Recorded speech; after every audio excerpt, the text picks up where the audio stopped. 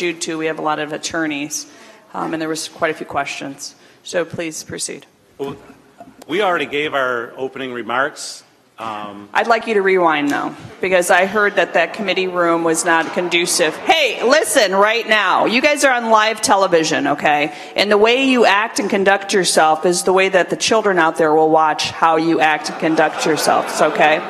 So, you know what? I'm really close to rescheduling this in Chicago, okay? So if you cannot accept a quorum or the way we run committees down here, we're going to actually ask you to be removed. And if it's conducted further like that, we are going to cancel this hearing and we'll have it in Chicago during the summer. We'll have one down here and then we'll have one downstate then. Okay, so those are the rules. I'm the chairperson. This is our committee. This is the way we'll conduct ourselves. Gentlemen, I know that, did you say you submitted written testimony? I did not. I could submit written testimony. I gave my testimony earlier in the other room. Okay. Well, I'd like you to do it again because I heard that there were some people in the committee room that wouldn't allow you to speak clearly, and a lot of people didn't hear it from our side of the table. So if you could paraphrase exactly what transpired and what went on, I'd greatly appreciate it, sir. You want the full version or the shortened version? The short version, but what I'd like you to do is state your name, where are you from, or your title, and then give me the short version, and then if I have questions, I'll ask at that time. Thank you.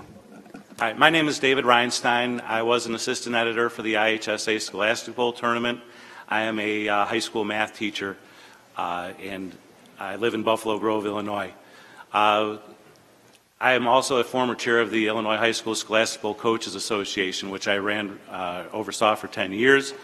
I am someone who I've been a big supporter of Scholastic Bowl across the state. While I was head of the Coaches Association, we started an awards banquet, we started a Coaches Hall of Fame, we started novice tournaments, we started a grant program for underfunded teams, and a conference.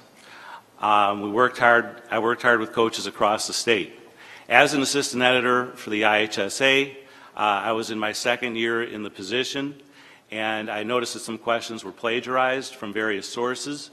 And when I reported that plagiarism to the head editor, the head editor allowed some questions through and made some changes to other questions and denied that there was plagiarism. In the end, there were 3 questions used in the state series, one of which, the science question, which the head editor now says was plagiarized. She was told about 6 weeks. I brought that to her attention 6 weeks before the tournament with plenty of time to replace. She decided not to replace it. There was another question that I told her about the day before the tournament that she determined was not plagiarized, still claims is not plagiarized, though the IHSA did in fact decide after the question was used that the question was plagiarized and did change it for resale. Because she did not change some of the questions and denied a lot of the plagiarism, I brought the problem to the attention of the IHSA Assistant Executive Director who's in charge of Scholastic Bowl.